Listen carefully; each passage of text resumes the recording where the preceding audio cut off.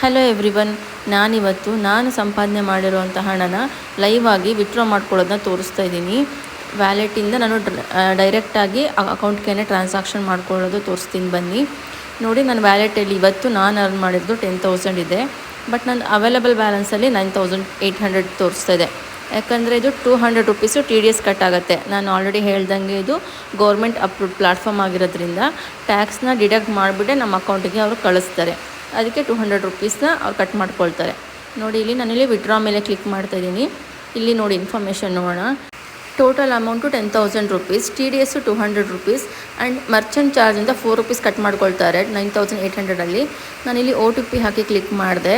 ನೋಡಿ, in progress ಅಂತ ತೋರಿಸ್ತಾ ಇದೆ. ಇದು ನನ್ನ ಅಕೌಂಟಿಗೆ ಈಗ ಬರುತ್ತೆ ಬ್ಯಾಲೆನ್ಸು, ಅದನ್ನು ತೋರಿಸ್ತೀನಿ.